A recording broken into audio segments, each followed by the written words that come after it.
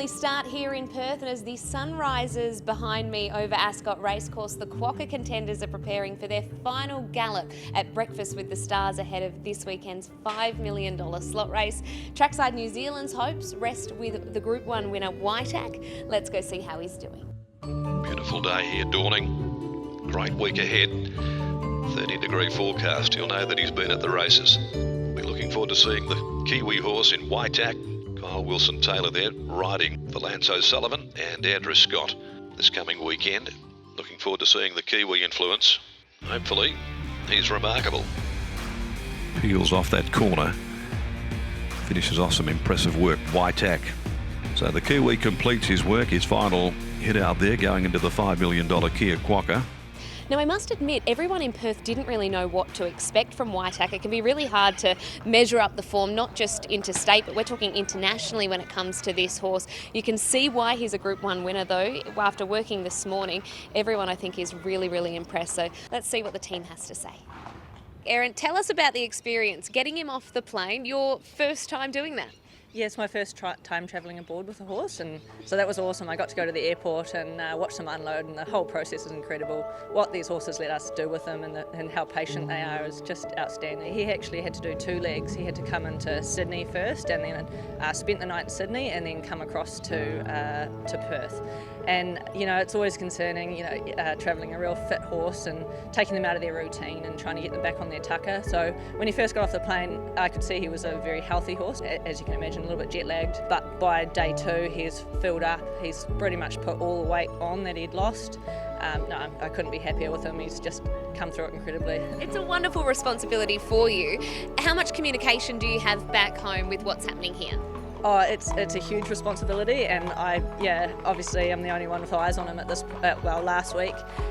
So we have a WhatsApp group between me and Mr. Scott and Mr. O'Sullivan. So there's a group chat going on, and I think I hassled them more than they hassled me. They were brilliant, they're relaxed. They obviously know their horse like the back of their hand, but it was kind of better information overload so they could see if anything was not right. Yeah, it made me feel a bit at ease that they were pretty relaxed.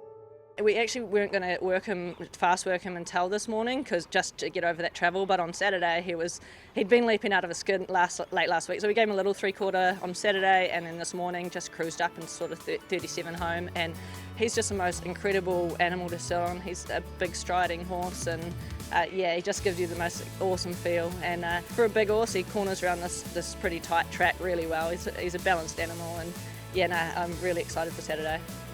Andrew Scott, welcome to Perth. Fresh off the plane last night, I believe you landed. How have you found this morning? Oh, look, thank you for the welcome. And no, it's magical to be here.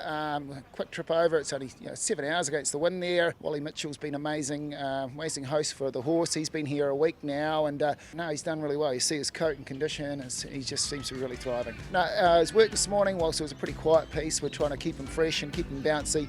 If anything, he probably is looking for a little further than the 1200, but with the light piece of work this morning, he looked keen to get on, and he's got a good bit of bounce about him. He's no stranger to travel. You took him to Brisbane last year. Did you learn anything from that experience, or is he just pretty straightforward when it comes to travel? We learnt that he could travel well, and he had the mind when he got to the other side and would settle into a new environment quickly. So he's done that this trip, so it's been pleasing to see that he's handled the trip well.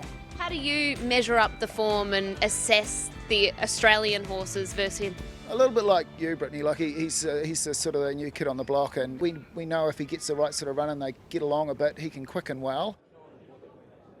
All the way from New Zealand, fair undertaking to go from New Zealand to Sydney, Sydney to Perth, but he's settled in beautifully. Barrier 10. Oh, and a lucky number. That is exactly what you want.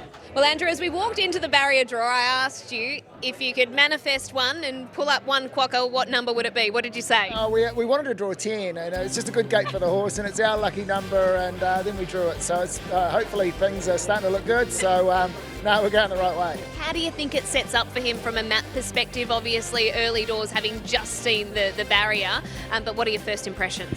Look, I think that the barrier suits him. He gets his chance to sort of settle away and find some rhythm. Hopefully he's coming home strong, and there's some good chances drawn well. But Amelia's Jewel, she's out there with us, so hopefully we might be able to catch a tail and get home with her.